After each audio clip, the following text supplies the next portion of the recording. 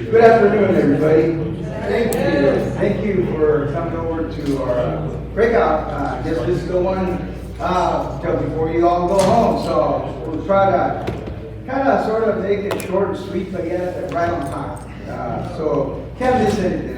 So a lot of work that was put into this. I'd like to welcome my panel. So this is the Serving Veterans in Tribal Lands breakout. And then so I'll go ahead and respectfully give everybody a chance to just introduce their name, just a real quick brief, and then when it's time for them to talk, they'll give you the long version.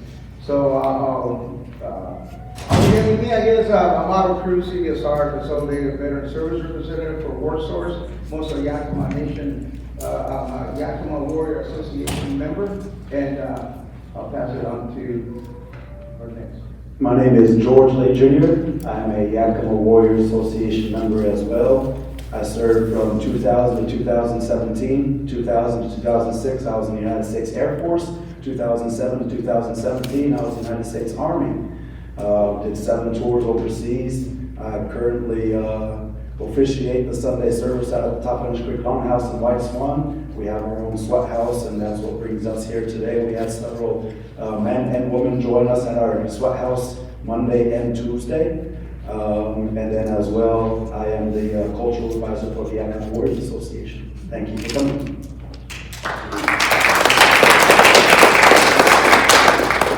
My name is Virgil. I'm George's wife, and I'm an Army wife, a mother, and we run our sweat house and go to the Sunday service. We participate in a lot of gathering our traditional foods and helping other people learn how to preserve them throughout the year. I do a lot of sewing and teaching other people how to sew, and so we are here to talk a little bit about the work that we do at our home. We had a women's sweat on Monday, and it was really beautiful. I'm happy to see one of the ladies who participated here today. So if you have any questions about that, you're welcome to come up and ask us. Our home is open to everybody.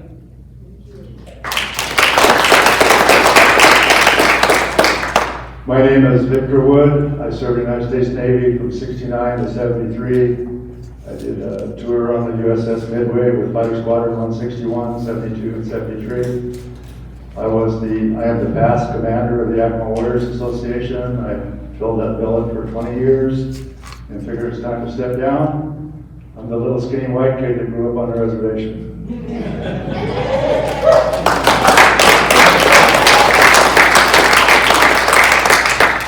Hello, my name is Shawn Marceau. I'm a Marine Corps veteran. I served 90 to 98, 3rd Battalion 7th Marines. I am an enrolled member of the Blackfeet Nation, born in Browning, Montana. And I'm also a Goldstar father. My son was killed in action in 4/24/11 Easter Sunday, and I'm the former program manager for the Yakama Nation Veteran Affairs. Thank you.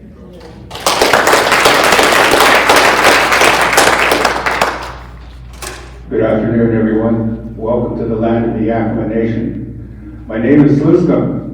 My English name is Virgil Lewis Sr. I served on the Tribal Council for 17 years.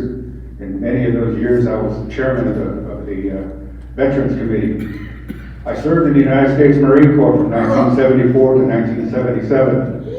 During that time, I just missed Vietnam, but I got to go to places where there was conflict. I spent 6 months in Cuba. I came back from there and I went on a Mediterranean cruise for 6 months.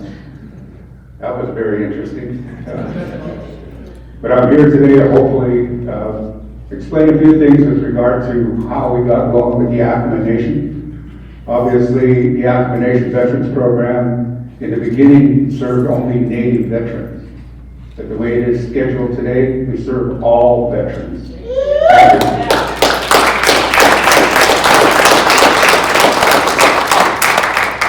Thank you all very much for the short introduction. Like I said, they'll go ahead and do the longer version when it's their time to present. So, yes, today we're going to go ahead and talk a little bit about how we collectively have been able to serve as veterans at the Yakama Warriors building in the Yakama Nation. And It's been a lot of hard work, a lot of, they'll pretty much will give you the history of how it all began and what's going on in there, and I'll go ahead and come in and talk about services. So, but right now, I want to go ahead and turn this time to, respectfully to George.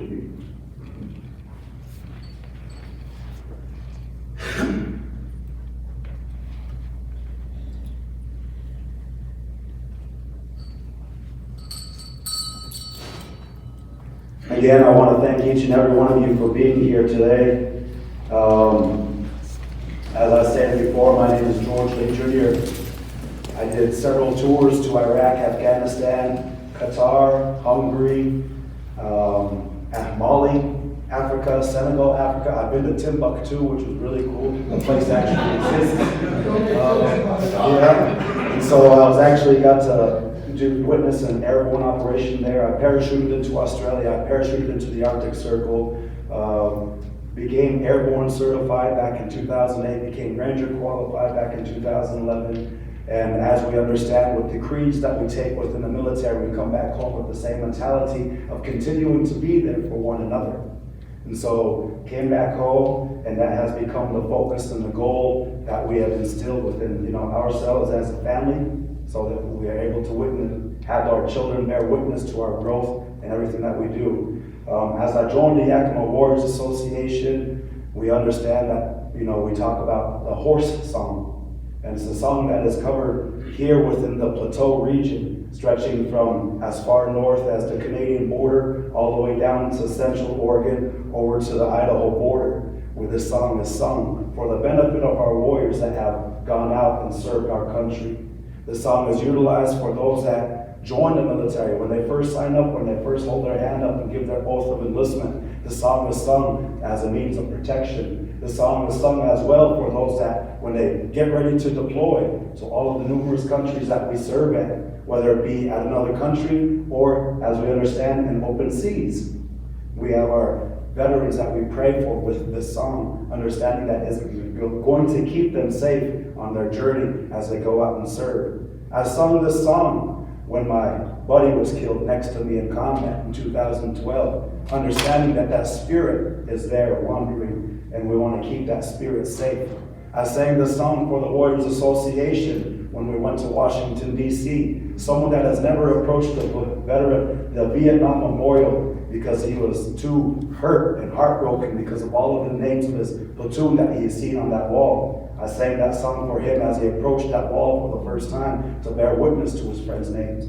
I sang this song down in California for a Lieutenant Colonel as he had met his, time. That time had come. We have Paige Peters here, another Goldstar wife, that we wish to recognize, and we don't want to forget our Gold Stars. I sang the song for Shawn Marceau and his family. So this song, it goes a long way. When our people, they come back home and they transition back to civilian life, this song again is shared as they begin to let go of all of those things that we procure during our time of service. During my time of service, my mother was shot and killed in the streets of Seattle, therein becoming a statistic of missing and murder. So that has become one of those focuses that I try to carry forward in the work that I do. My wife and I, we go forth, we go travel all over the Northwest, speaking at missing and murdered events, and our children are able to bear witness to those words that we share. And so these things that we understand, we carry as veterans, as soldiers, sailors, airmen, Marines. We didn't do it that time.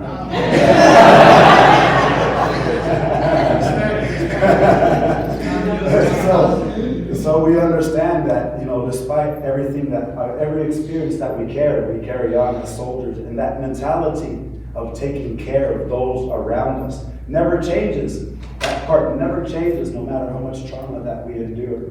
And so I want to share this song. It's a horseback song. And as I had said, we utilize this song for those chapters in our lives when we first sign up, to when we first join the military, when we first go on our first deployment, when we first come back home. This song is utilized to benefit that spirit in that manner. So I'm going to open up this work that we're doing today, help you to be able to bear witness to that strength that we carry within our people here. This song has been utilized when, when we had you heard the land acknowledgement earlier when we first started this ceremony, or this conference yesterday.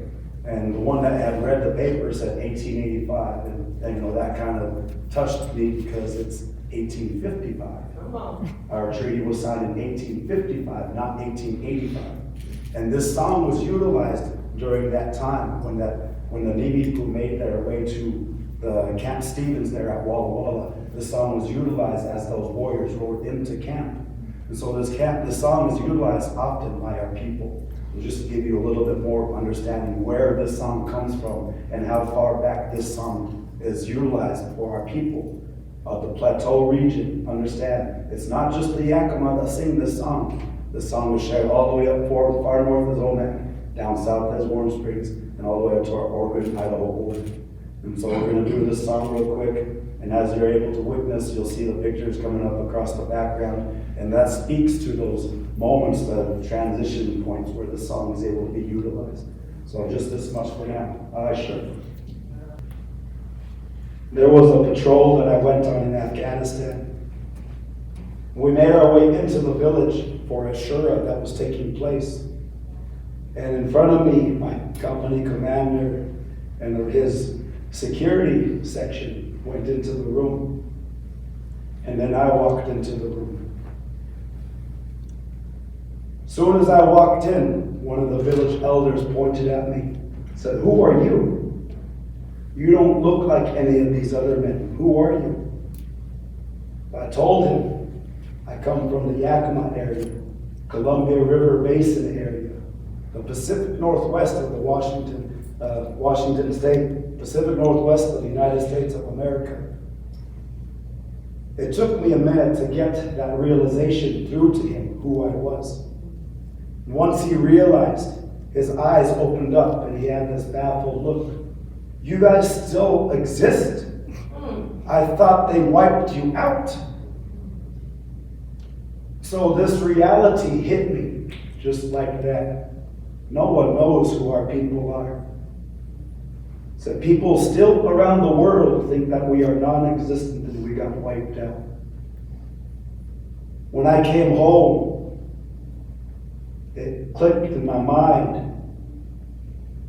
When we're in the military, we're required to take familiarization courses, cultural familiarization courses, any country that we go to, so as not to pull disrespect on that government that we are serving, correct?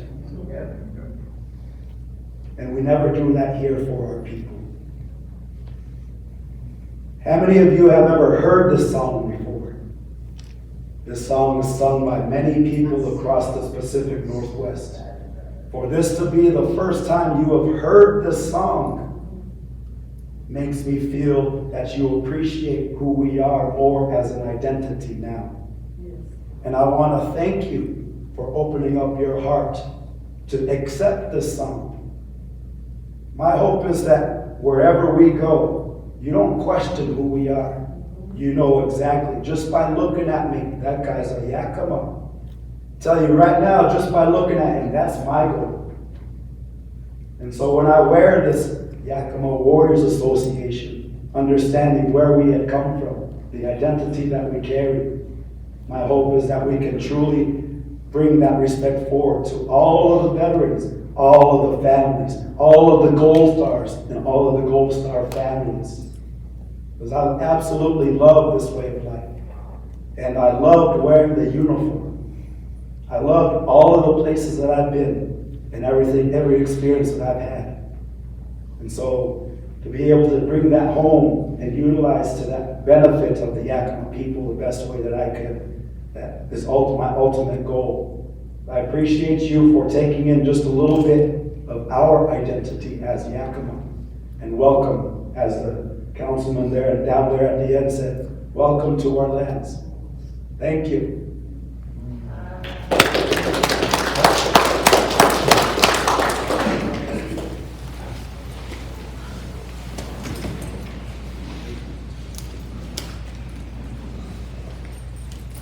Thank you very much, respectfully, those people for that song. Every time I hear this song, it just pounds in my heart.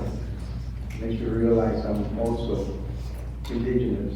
I come from a faraway land, Guatemala, Maya, and could not speak English for up to the age of 12. Migrated here in 1978, and thankful that I'm here in this land and very respectful of it. In many ways, it's all pretty much that I want to do.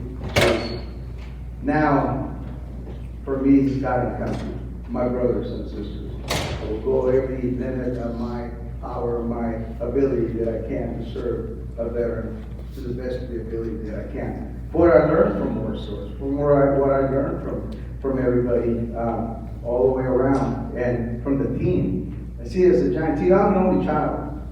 I was an only child, but I got so many brothers and sisters now as an adult, you know, and this song really pounds at me. So I want to go ahead and say again, thank you, George Lee. And I have a couple of bullet points before begin the presentation also. First bullet point, I want to be able to talk about how we built that, building the dynamic services within our tribal partner, how to be able to accomplish that, how that actually happened, and how is it going to go forward in time. Second bullet point, understanding and meeting the partner where they are at, because they're not going to, we already have all them barriers on top of barriers, and another barrier, transportation, digital devices. I mean, I can go on and on and on and on, but so we have to go to them. It's plain and simple. To get that mission done, we have to go to them. Many of us that did serve overseas, the same thing that we did for our people. For me, it was Iraq. I had to go make friends with the villages to be able to go in there and operate, to be able to have them tell us, okay, you guys with Red Blackfeet, yeah, you guys are from you. They were, I think by the time we were leaving, I kid you not, when I was leaving in 2010, you know, kind of the families didn't want us to go. Because they knew that we were there to free them from attacks or times. They knew what was coming. Sure enough, we saw on TV, ISIS took over. That's a whole nother story, but I'm just saying, you know, our mission, we completed that. We come from this land, and so that is, we need to go to where our customers are at, our brothers and sisters, our tribal veteran brothers and sisters. I think you mentioned that per capita, they serve, there's more in tribal communities that serve per capita than anywhere else. And Percentage-wise. Percentage-wise, okay, yes. And then there you have it. We are by far, Who? almost double what everybody else. Yes, sir. So I want to go ahead and now move on to my next slide and start going down the road, being able to show how each identity is there. In the Warrior Building, there is the Yakama Warriors Association. There is the Yakama Nation Veterans Affairs, us, War Source, and the American Legion. Can't forget about the VSO. So there's 4 identities there. And then we have some other partners that come in. The Yakama County comes in once in a while, and then other identities. The WDBA, definitely. And there's more. We've created a lot of relationships. But I'm going to go ahead and give this time for I want to skip on this because the VSO didn't show up, they had an emergency, but I'll touch up on them a little bit. So I'll pass it on to Mr. Bigwood. Well, again, thank you for all being here. Operator error.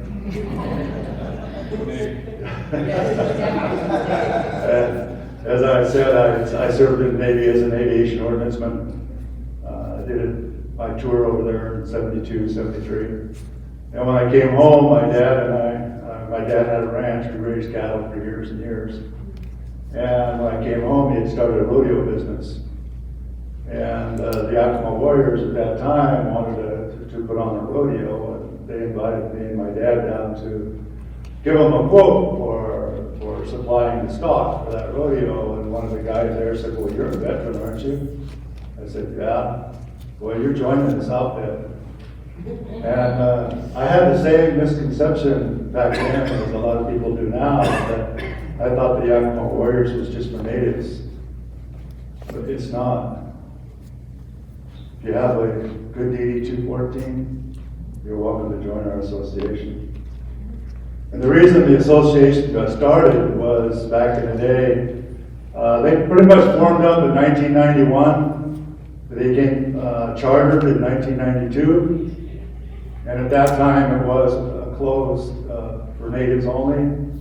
And the elders got together and decided, you know what, when we serve as brothers. We all serve together. So they opened it up to non-enrolled members. And we've kept it that way ever since. And one of the things I want to bring out is somebody asked me yesterday about the spelling. The spelling Y-A-K-A-M-A. And what's the difference between a Y-A-K-I-M-A? Well, Y-A-K-A-M-A is the way it was spelled on the Treaty of 1855. And when our elders formed this organization, that's what they put in place. And they wanted that differential, that honoring of our elders to carry the Yakama name, Y-A-K-A-M-A. So I hope that puts some of that spelling to rest for some people. And when the Yakama warriors took that name on their charter, the tribe ended up changing their spelling about 4 years after we had already changed ours. So our organization, we stay very busy. We do funerals, parades, we visit schools, we do organization flag details such as this one. We always say that if we don't stay busy, we'll disintegrate. And you older guys know what I'm talking about, right? So we stay very active. Just to give you an example, during Memorial Day and Veterans Day, don't even try to get a hold of us. We're already booked up a year in advance for school districts. I just got a call before we came in. We have a military service that needs to be done tomorrow morning. We just found out now. But our organization is pretty special. It's pretty special. We definitely give each other a bad time. And if you can't take a tease, you're in the wrong outfit. So we pick on each other quite heavily, even the Marines. We like to play too, you know. So. The VA crowd. Yeah. The special ones. But Extremely. this organization is very special to me and my heart. When some of our leaders were elected to tribal council, they didn't think that they would have the time to take care of the organization. That's when I was nominated out in front of the agency in the grass to become head warrior. And I hadn't been in the association that long. I had a lot to learn. But through the patience and the love of the elders that belonged and were there before me, they helped me through the whole thing. And I lasted 20 years. And last June I stepped down and I passed the torch. Now I just get to sit around and make trouble. So that's really fun. A real elder. But our building is located across from the casino in Toppenish. You'll see the flagpoles out there. The Yakama Warriors Association has been leasing that land for decades, basically, until we could come up with the money to build a building. And Representative Norm Johnson came to us and said, there's a grant through the state, we're going to help you build a building. So we went through all the loops, and it was $1 million grant. We ended up with $500,000. And the grant sat in Olympia for over a year. And Virgil can testify to this, that he was a big part of what happened over there. The tribe went over there and helped push that grant through. And that's when we decided that the Yakama Nation Veteran Affairs, the Yakama Warriors, and whatever other veteran groups we can get would have one central meeting place. And it's been a blessing. Otto's program has been a blessing. Our doors don't get no cobwebs on them. We got people in and out of there all the time, whether it's headstones, help for veteran needs, whatever it is. Our building, I say, our building is open to everybody. And so, and the coffee's usually hot, so stop by and see us. Again, thank you for being here. Donuts every Wednesday.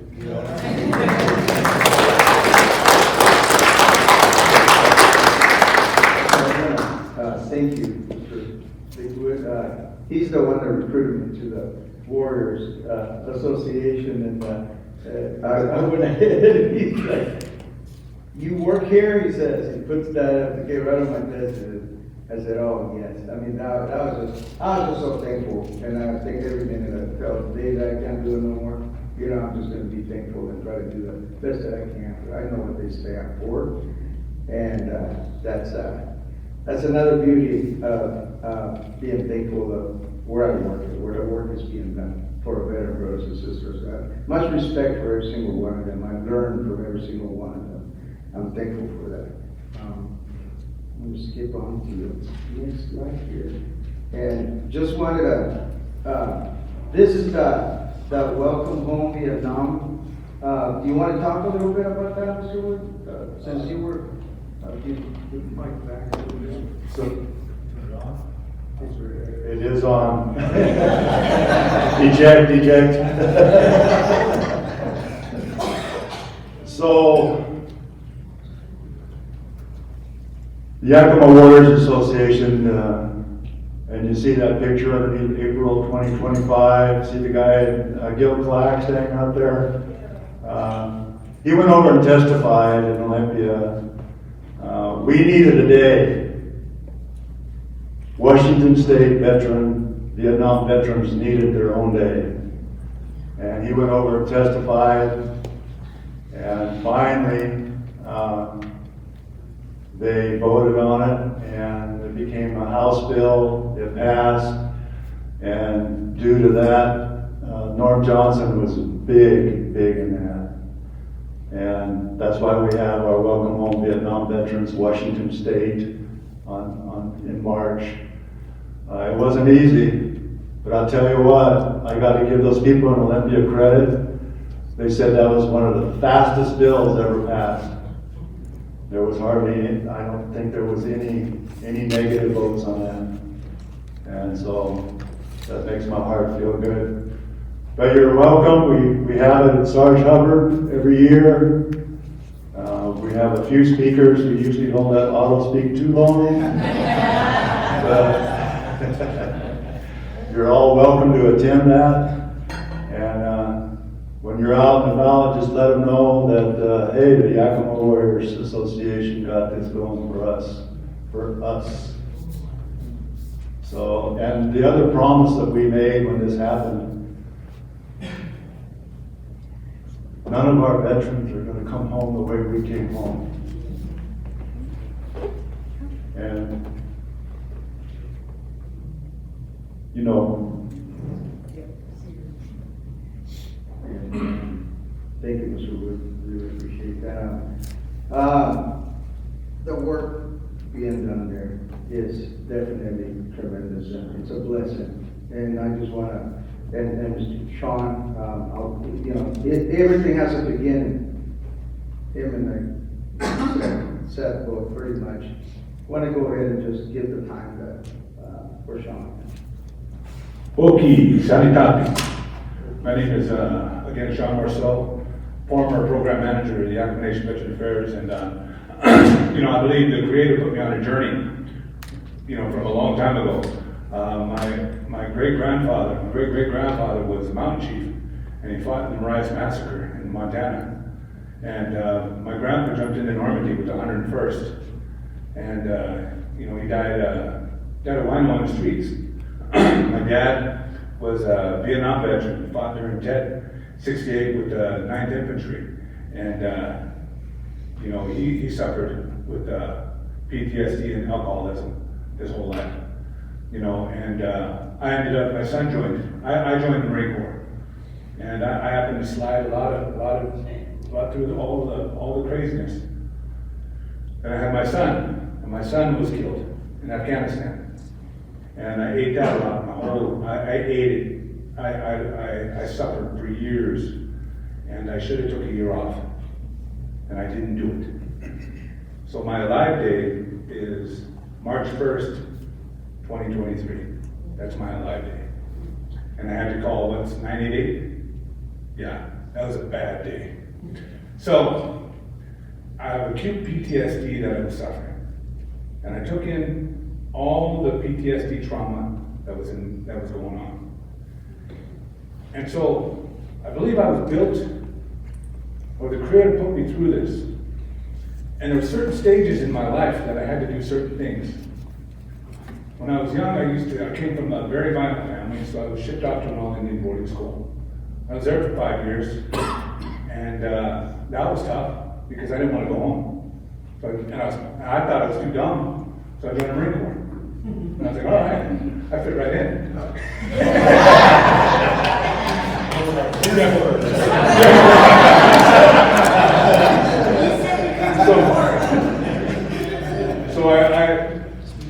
So I believe that, you know, your story's written, and no matter what you go through, your story's written, and it puts you in places that you need to be.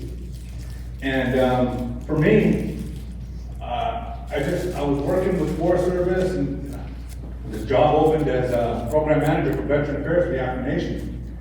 And I said, you know what, I'm gonna try it and see what happens. I was getting kind of burned out working with the federal government. It was just, you know, you go through a burnout phase in certain jobs. I've been serving in the Forest Service for 20 years, and it just, I was done.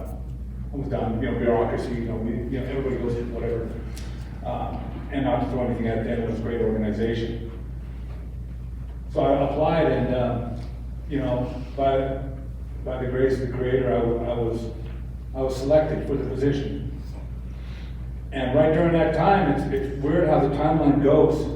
You know, George talks about the horse song, about our warriors doing all that stuff. We talk about, you know, the Warriors Association. Without them doing the footwork and putting the building together, I wouldn't have been there. I was put in that spot for a reason at that time frame.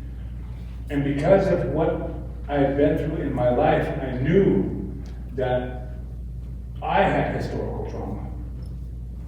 From, you know, and being a light-skinned brother out here, you know, in the Native world, a lot of people treated me like I was white. And in the white world, they treated me like I was Indian. So it's hard to find yourself during that time. So I had to fight that a lot. And finally I found my identity with it, and I said, okay. Now when they built the building, they opened it up for everybody. It was almost the same way. Yeah, you're a veteran too. We're dark green, light green. You know, so I saw that. And if it wasn't for Virgil giving me, this man alone sitting next to me, giving me the motivation, yeah, do it. Just, yeah, go ahead. Go ahead and do it. Because he knew I was kind of a maniac that I would just talk to anybody. So he said, okay, do it. I don't think he could have told me no anyway. I probably would have just went around it. So what I did is, my boss. So what I did is, and this is just not me. This is what I seen that needed. And I wrote down a couple of things, and I want to share them with you real quick. And I knew I had to write it down because we're here to talk about something that matters deeply. How we can strengthen the relationship between Native American veterans and WorkSource. These are men and women who served our country with honor and who now deserve their opportunity to thrive in civilian life. But the truth is, Native veterans often face unique challenges that call for us approaching things differently. That was my thought process. Now, for you, you have to understand the community. First, we need to understand we are serving many Native American veterans that live in rural areas where access to jobs, training, and support can be limited. Cultural identity is important. Respecting tribal traditions and sovereignty must be the heart of any relationship we build. When we stood up, everybody stood up. Out of respect for that song. The cultural value. You picked it up without even having to say it. Before programs are designed, we should listen. Listening sessions and community conversations give Native veterans the chance to tell us what they truly need. And that's what we're doing right here today. This is part of it. Now we need to build trust and access. I knew I had to do something there. Trust is not automatic. It has to be earned. Showing consistency in Native community matters more than a one-time visit. You can't just show up and throw us some trinkets and leave. That was Otto, first day, he ate all this. But then he showed up the next day. And look at, we're what, almost 6 years later. But that wouldn't have happened without Seth. So I had to say, we need to build this connection. And he's got to be here. We've got to see him. When Native veterans and families, when Native veterans see familiar faces, that's Marine Corps, right?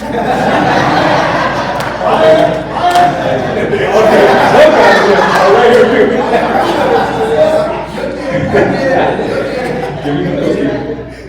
When Native veterans see familiar faces, or people who understand both military and tribal cultures, they are far more likely to engage. So with that, WorkSource had to be rooted into and not be afraid to show up. Like you're showing up, we had somebody show up to a sweat. That's huge. That right there, that medicine right there is it's gonna be better than COVID. It's gonna spread. But goodness, you don't need a vaccine. Your vaccine is another sweat. So moving on. So you got to engage. Yeah. Okay, so the opportunities for collaboration. This isn't something WorkSource can do alone, or the Washington DVA. It's about partnerships. Working side by side with tribal employment programs, we can create tailored services for Native veterans. Hosting veteran job fairs on or near reservations is one simple but powerful step right here. We can also connect Native veterans to apprenticeships and trainings in industries that make sense for their communities, like natural resources, construction, technology, and healthcare. Supportive services is not just about jobs, it's about what makes a job sustainable. Transportation, childcare, housing. These are kinds of support that help veterans succeed long-term. Mental health support, especially around PTSD from service, is another area where we must step it up.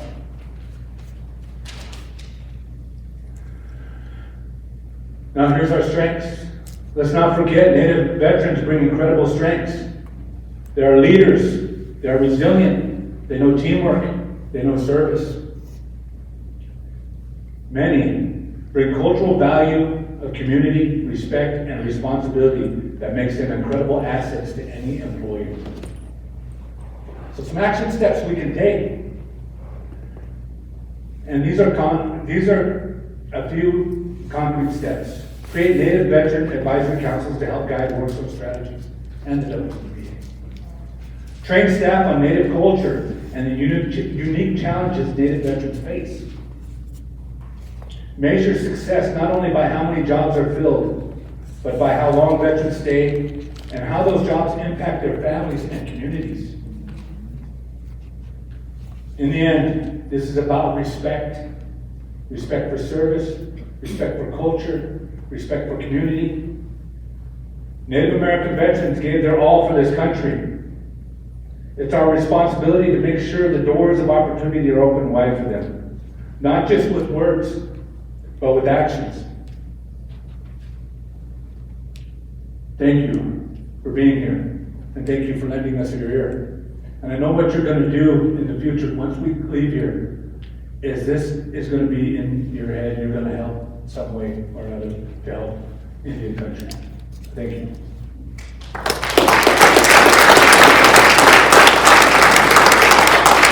Thank you very much, Shawn Marceau. Like he mentioned, that learned a lot from him too. You know, every time I show up to work, just like I said in his office, and he'd have that whiteboard, And he'd be like teaching me stuff and drawing stuff, and I'd be taking pictures, and I still got them.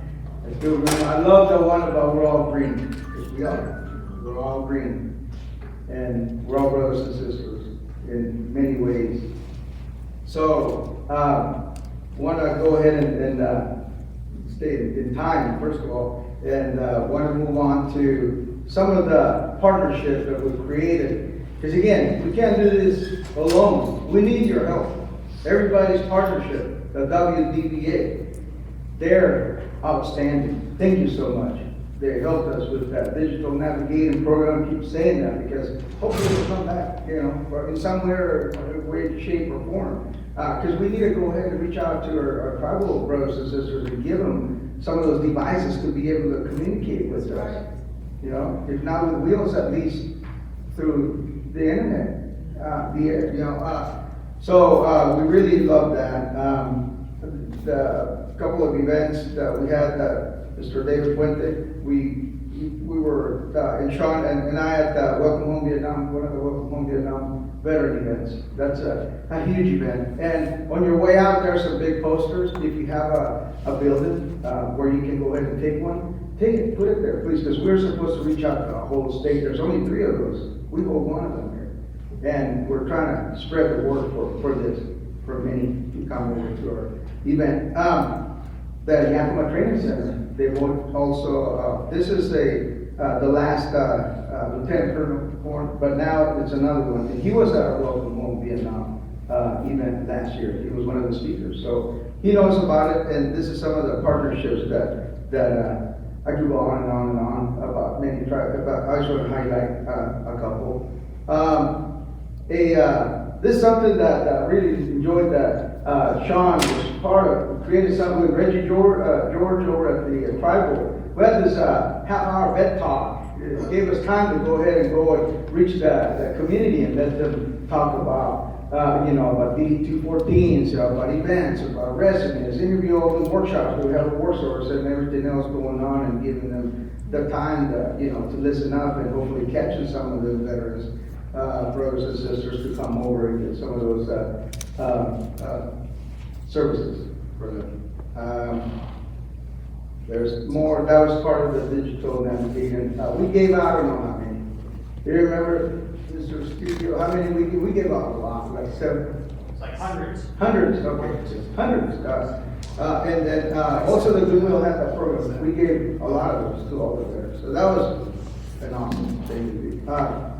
And then, last but not least, I want to go ahead and Mr. Virgil Lewis, invite him to one of these events, and with respect, I attended. I'll give the time to Mr. Virgil Lewis to go next. Thank you, Otto. I would like to begin by saying it's an honor being here amongst all of you veterans, every one of you. And I truly appreciate Otto for all the work that he's done on behalf of all veterans, not just Native veterans. I was on tribal council for 17 years, and I associated with many organizations, from the Northwest clear back to Washington, D.C., many, many times. When I was a member of the Veterans Committee, we passed a resolution by Yakama Tribal Council to hold those individuals accountable that attacked the capital, Washington, D.C. Every one of those veterans that participated in overthrowing the capital at Washington, D.C. broke their oath of honor. Every one of them. If you were a veteran, you were a part of that, you broke your oath of honor. And so we passed a resolution, Yakama Nation, calling for the removal or dishonorable discharge of each and every one of those veterans that participated in that. We took it to affiliated tribes of Northwest Indians. We talked about it, we discussed it, and it was passed. From there, we took it to National Congress of American Indians, NCAI, which is an organization that represents all natives clear across the United States. And I was the one that was back there pushing for that. And the DC, the officials back there they were kind of hesitant because they didn't want to rock the boat and get their funding in jeopardy. That was their thinking. But after a long discussion, they realized that we were correct, so they passed it. Now, where it went, I don't know. I haven't heard anything about it. But something like that, the chairman at the time, he's gone now, he was in Air Force, and he was the chairman of our committee, and him and I both thought along the same lines, and we said, you know, we need to do this on behalf of Indian country. When Norm Johnson was in office, he came to me and came to another veteran on the committee at the time and said, we have this funding available to Yakama if you guys want it. So we did, we pushed for it, and we got the funding to build the Veterans Center and the Yakama Warrior Center combined. That building is there now. And it took a lot of work by a lot of people, a lot of individuals, but we were able to make it happen. Something else that we pushed for. We pushed for a veterans cemetery on the Yakama reservation. And this cemetery would be open to all veterans. One of the requirements for getting this funding for this cemetery was it had to be on tribal trust land. Well, I was still on council then and I was pushing for it, but unfortunately, we got this COVID money, and the COVID money that we were fixing into the tribe, we decided that we had to take a portion of that money and get a new financial package for our government to keep running. Because the financial package that we had was outdated and it could have crashed at any time. So we got our senior staff together and told them to evaluate each one of these packages and give us a recommendation of which one we should use. They did, and they came back with this recommendation for this one package, and we initiated it. We voted on it by tribal council, and they approved it. So we started implementing that financial package for our government. A year later, they were still working on it. It's very, very hard to do this type of thing. About 2 years later, the people were dissatisfied, so they filed a code charge against myself and 5 other individuals, and we got thrown off the council. So now, I'm not on tribal council. I have no authority to push for anything, except I can speak my mind freely now. I can say whatever I want to say. They can't do nothing to me. But I mentioned this to the former head warrior, Rick Woods, and they remember that. They remember we took it to our people and brought it, presented it to our people, membership. And they liked what we presented, and they voted on it, and they approved it. So it's there. So now all we have to do is make it become reality. And if it becomes a reality, then any veteran in the Northwest can be buried in our cemetery. It's open to any veteran. You know, when I was a kid, I don't know, 8 years old, maybe 9, I have an older brother and a younger brother. Our dad sat us down and he told us, you boys, I want you to remember 2 things. Number 1, get your education. If you get your education, no one can ever take that away from you. Number 2, join the military, see the world. And then he said, do this before you get with a girl. He says, if you get with a girl, you'll never leave this reservation. This reservation will always be here. Well, my older brother didn't listen. He got married right out of high school. My younger brother didn't listen. He got married right out of high school. But those 2 individuals got their education. My brother got an associate's degree and my younger brother got a bachelor's degree. Well, I joined the military. And it was really something because being on the med cruise, the Mediterranean cruise, I don't know how many of you know about med cruises or cruises at all. This is my chance to take a shot at Vic.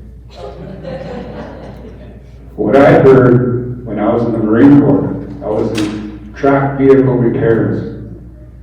Delta Company, 2nd Tank Battalion, 2nd Marine Division, Camp Lejeune, North Carolina. So I took care of all the tanks. Well, I heard through the grapevine that the Navy was our taxi. That's still true.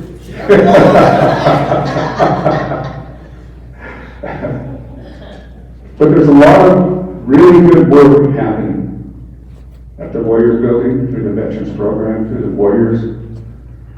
You know, when I got thrown off the council, I was going around doing this, applying for this job, that job. Nothing materialized. It's like when you're on the council and you got thrown off, you're blackballed. You can't get hired unless it's a really labor type job. And I wasn't going for that. So I went to the Warriors Building one time. I didn't know Otto. I never knew who he was. And I was talking to some of those people in there and they said, "Have you met Otto?" I said, "No, who's Otto?" Then Otto just come walking in the room. He introduced himself to me, and I told him who I was. We went back in his office and I told him who I was. And then he told me about his background, where he come from. And I looked at him and I said, "You know, Otto, you know what Native veterans have gone through in their lives to get to where they're at. Many of the Native veterans go through alcoholism because their families are stuck on alcohol. So you grow up with that kind of thinking and hardships. And Otto went through the same thing in his life. And so I told him, I said, "Otto, you fit in exactly with the natives from this area. You know what we went through. You know how hard it was for us." I said, "I can see you helping every Native veteran around. But then again, I see you helping any veteran in the area. Because that's how he is. His heart is open. He's willing to sit down and listen to each and every individual that needs help. And he's willing to help them however he can." You know, I wish we had more Ottos around. I'd like to be able to clone him, put him in these different locations so that he can help. You know, Otto came to me, called me one time, he calls me sir. I don't know why he calls me sir, he just says that. I don't know, maybe he thinks I'm an officer or I'm still in the military or something. But he told me, he said, "Virgil, we're having a food giveaway over here. Come on over and get in line." So I did. I went and drove over there. Big old line of cars. I pulled up there, he seen me. Pretty soon he had about 5 or 6 people loading food into my vehicle. It was just filled. So I had to call some of my relatives to come get some food. I had more than I could use. But that's the kind of person that he is. If he has the ability to get something for veterans, he will do it. He will give you his last dollar, I know he will. It's been tough. You know, being 17 years on tribal council, you have to deal with a lot. Politics as a tribal councilman is very, very difficult life because they know you. They know where you live. They know who you are. They know your families. This one time we got an award, and each tribal member received $17,000. And when they heard that, membership went nuts. They said, "I want my money now." But it takes time to get that kind of money available and sent out to individuals.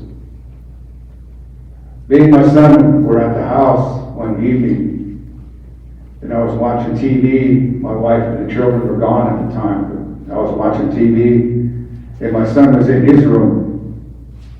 Pretty soon I heard a loud thump against the side of the house. And he comes running out from the back bedroom. He said, "Did you hear that?" I I said, yeah, I thought that was you. He said, no, it wasn't me. We went outside, I grabbed a flashlight, I looked around the house, and I noticed there was a big, maybe a 10-pound rock right near our house. Somebody come running up to our house and threw a 10-pound rock and tried to throw it through our window, but hit that side of the house. Just because they wanted their $17,000 now. And they knew that I was on tribal council. So those kinds of things happen to tribal council members. I've had some council members get their tires slashed, get their vehicles vandalized. So it's a thankless job. Now that I'm not there anymore, my older brother is the tribal council chairman currently. Today, I'm a commissioner for Columbia River Intertribal Fish Commission. My background is natural resources and fisheries. I have an associate's degree in fisheries and fish culture. And so, becoming a fish commissioner is right down my road. I really enjoy it. I get to meet with the Warm Springs, Umatilla, and Nez Perce tribes, and we talk about how do we best move forward the ability to rebuild our salmon, steelhead, all the fishes in the Columbia River, in the areas where our fish are at. It's a difficult process and a difficult job, but it's a challenge that I truly accept, and I am really grateful that I am here today. You know, I draw strength from these people to my left, because each one of them has a story. I draw strength from each and every one of you out here, because you are all veterans. You all know what it's like to spend time away from your family, to be in boot camp and do those types of things, or be sent out to a foreign country away from your families, your loved ones. But when you come back, you are so much appreciated for what you do. You know, I didn't recognize Steve when he came up to the table to introduce himself. I used to work with him quite a bit, and he's a very good man. I appreciate him being here and the work that he does. I told Steve that I'm not on council, I don't have any authority, but perhaps we, sitting up here, can work towards getting that veteran cemetery going. It's unfortunate because on the tribal council, there are no veterans. But once again, you know, I just want to thank each and every one of you for being here today. It's my honor and privilege to be here to tell a little bit of history from my point of view, my perspective. So I'll end with that. Thank you very much.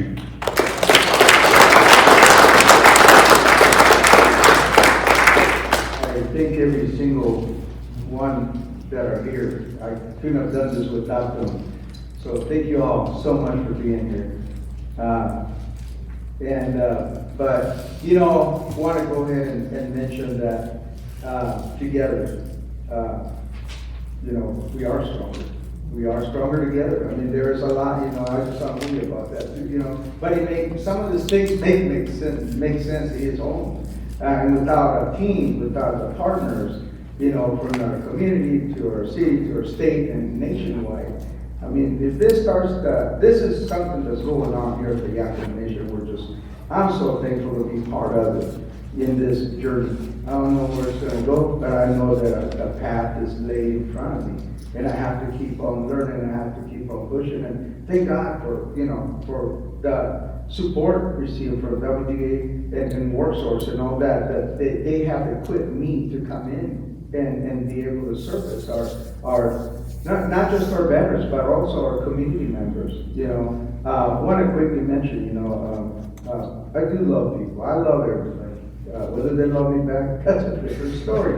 I'm still gonna love them if they hate me. I don't care if they love, you know, Diane. It don't matter. I just love everybody.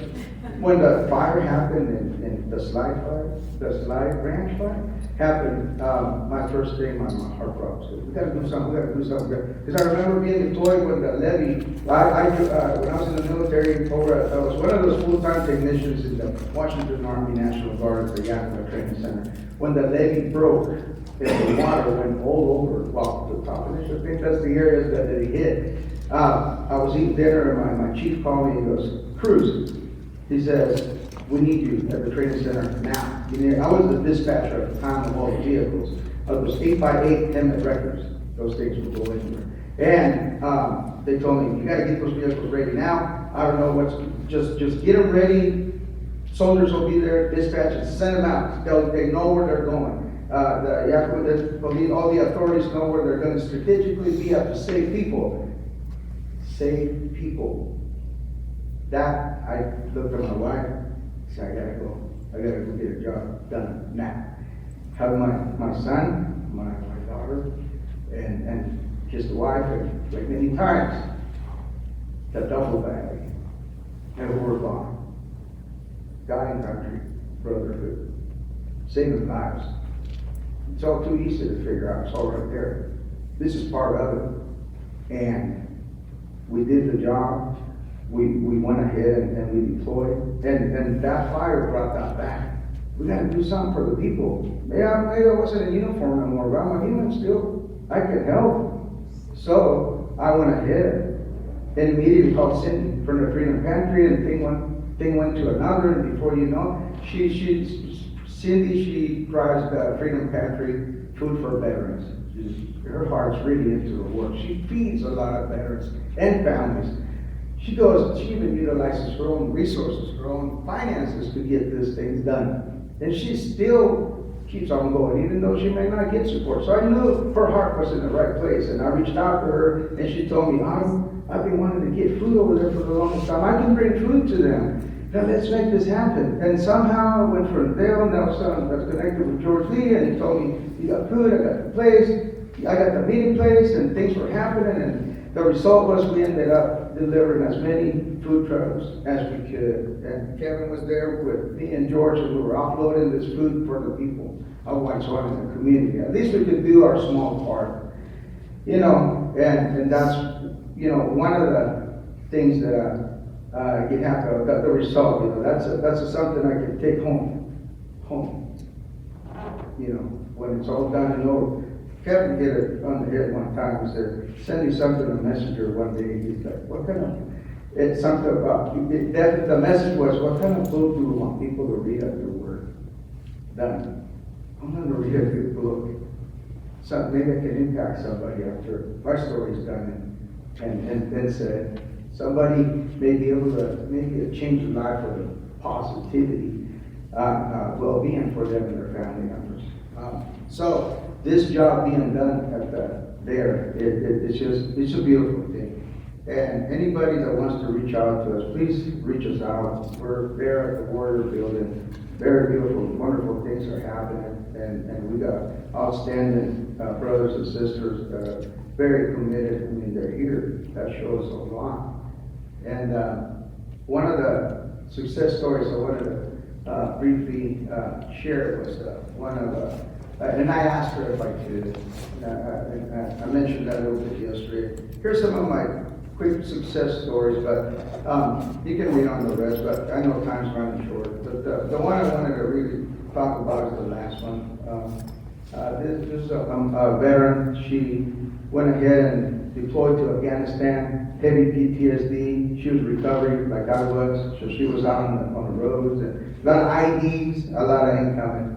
And so she came back with PTSD, and unfortunately, when she came home, her husband went to heaven. So she is the double whammy. She already suffering, and then now all of a sudden the breadwinner of the family is gone. So she kind of went under the radar for a long time. And I happened to be at the building during one of those holiday gifting days, and her mother came by and at the table gave her a voucher, her gift voucher. At the same time, she saw my card, and she says, "What do you do?" She says, "I look for jobs. I'll help you find it, or anything that you need." At the time, I know more now. And then she's like, okay, I'll take your card, I'll come see it. And she did, she came see me, to see me, and we got her, a job. And, we're able to get all those resources from out in the Yakama County and everywhere to be able to make this happen. And then she told me the story about her daughter. And then she said, she needs a lot of help. And I said, okay, please give her my card. Well, it took a long time. It took about, I don't know, about half a year. Finally, one day she showed up at my door.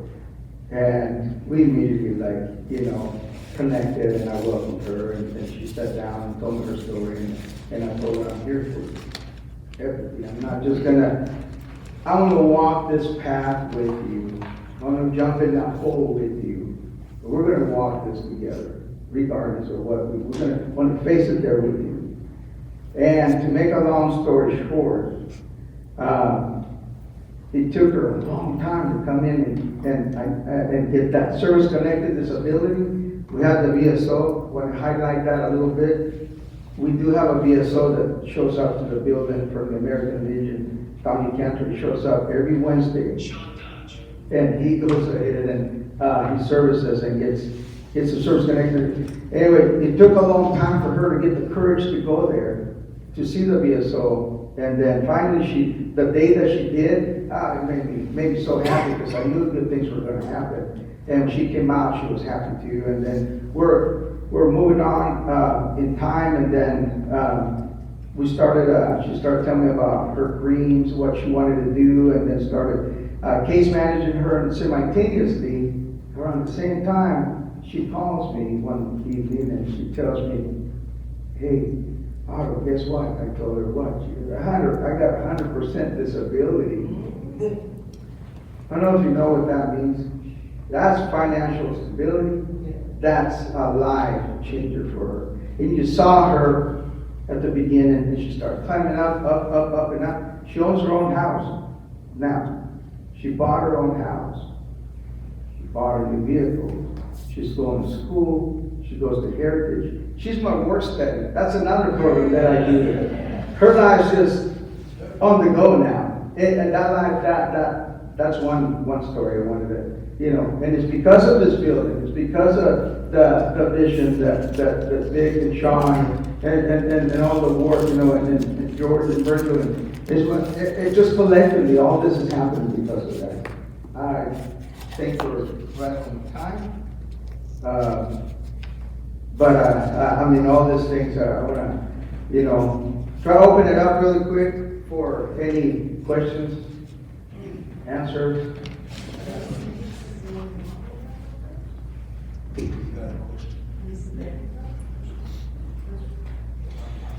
So, this is a question, it's more advice. I'm over in the Snohomish County area, so with the Toledo tribes. Bill McLean is the veteran travel representative. And I've been working with him for years. I go by there, I give him my cards. He says he has 50 to 100 veterans there. How can I build a relationship that Yakama has with Otto in my part of Sonoma County? Because when I go in and say, hey, we want to help you, most of the services that I provide, they already have, because they have housing for homeless veterans, they have jobs at the casinos, they have training. So what can I do to see how I can help them? Because my main focus is employment. What did it take to get the relationship that y'all have now with Otto?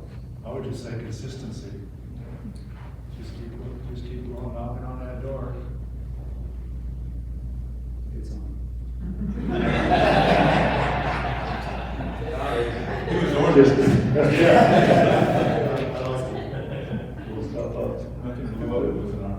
I would say consistency, and when you go in there, hang out for a little while.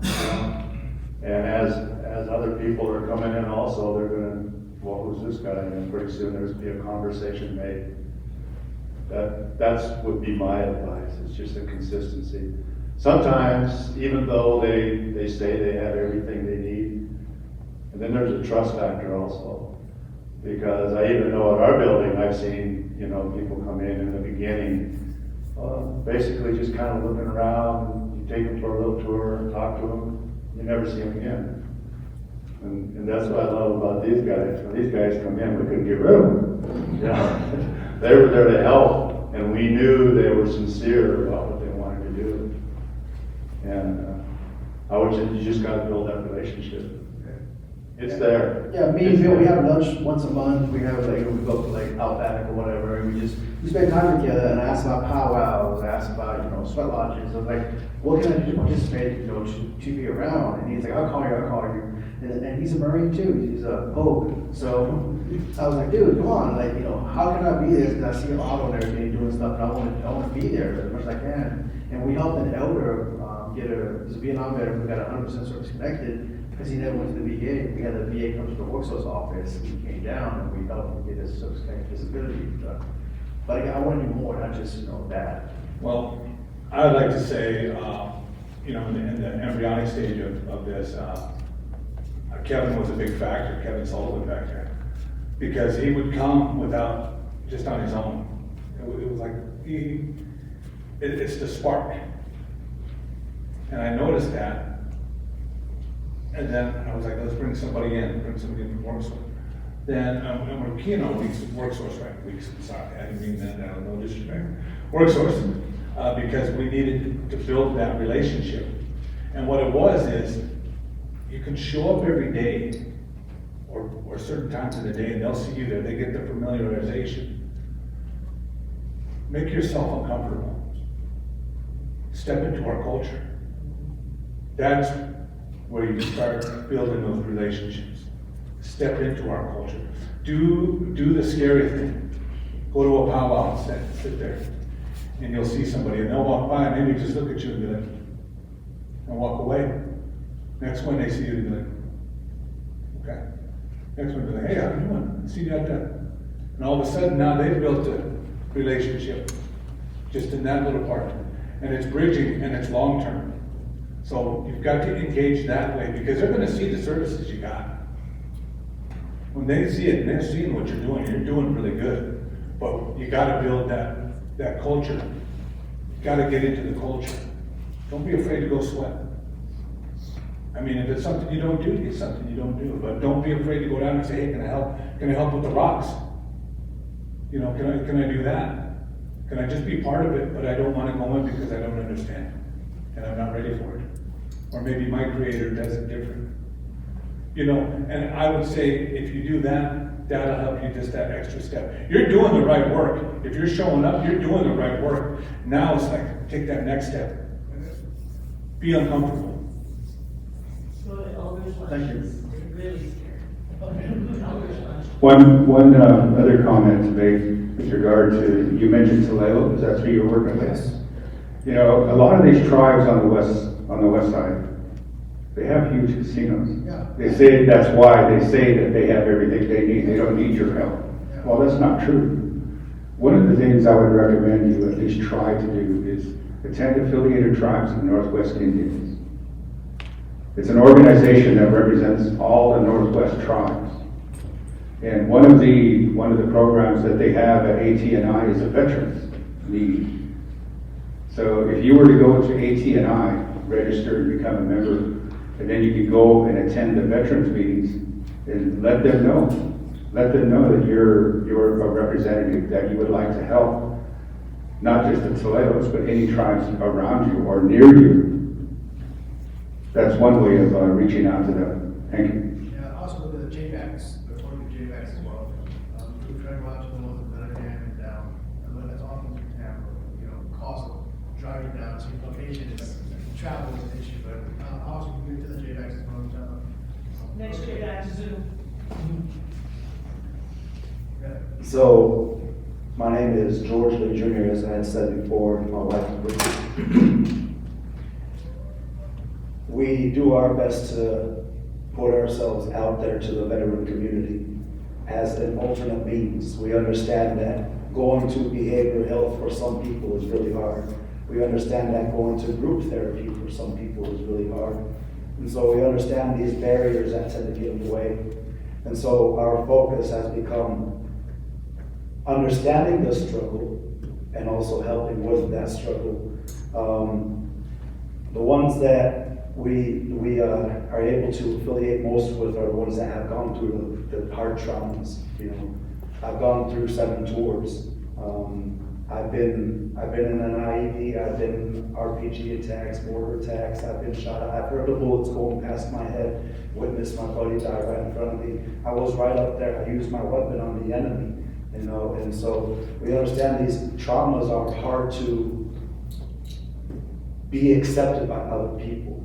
And so when we understand those veterans that have the hardship, you know, that alternate means is what we were seeking. And so with our sweat house, we light our sweat house up every Monday, Wednesday, and Friday.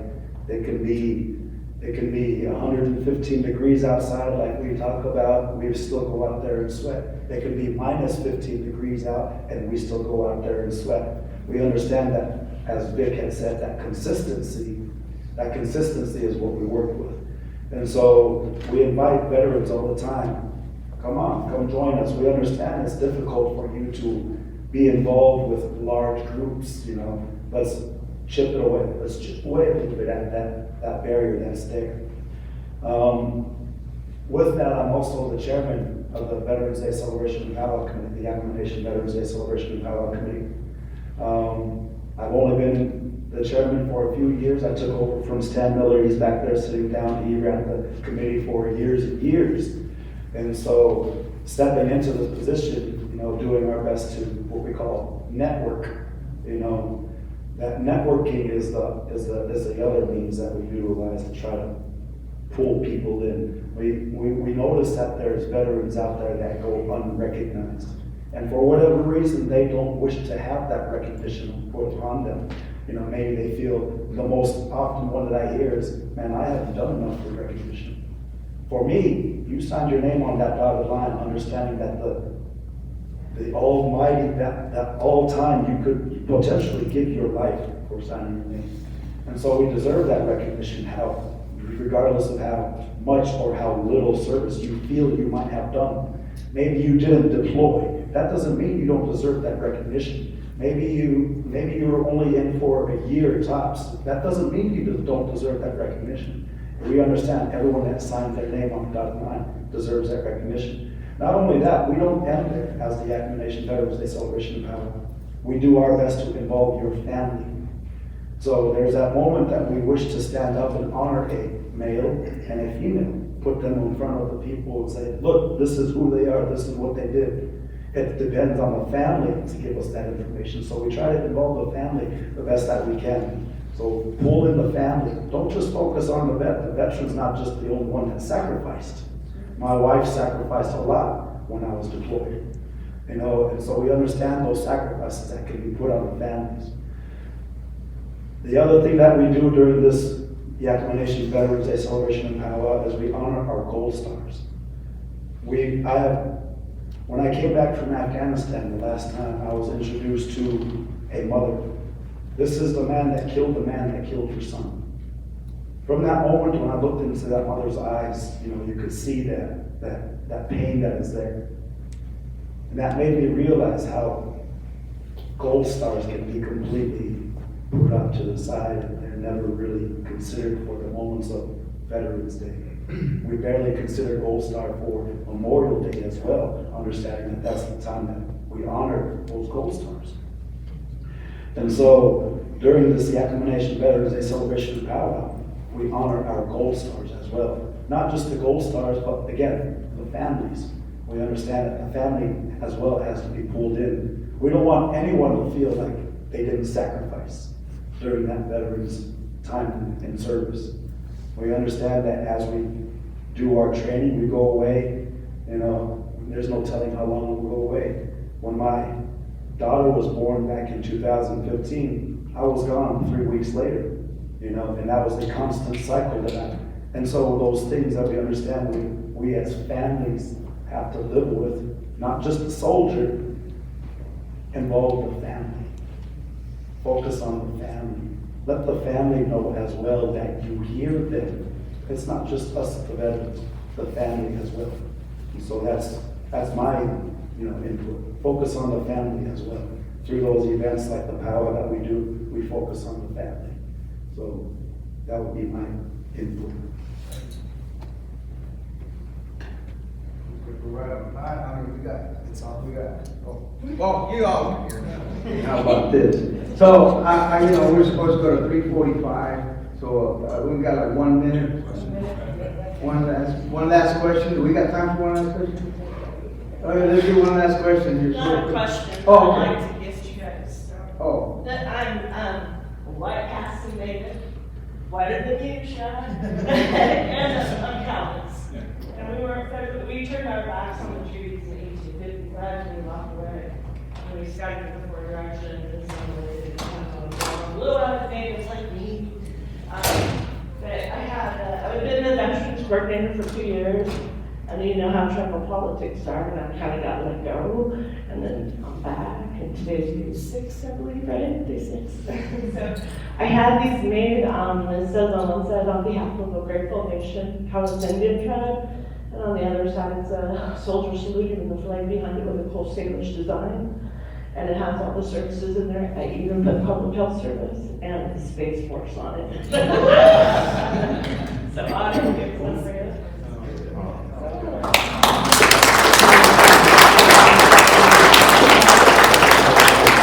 Thank you so much.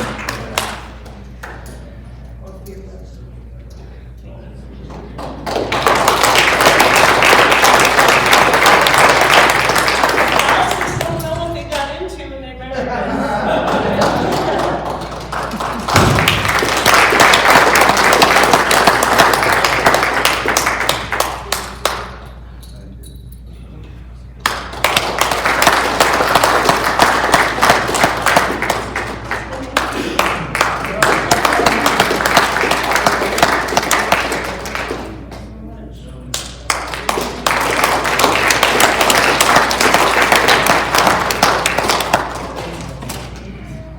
Good job, Otto.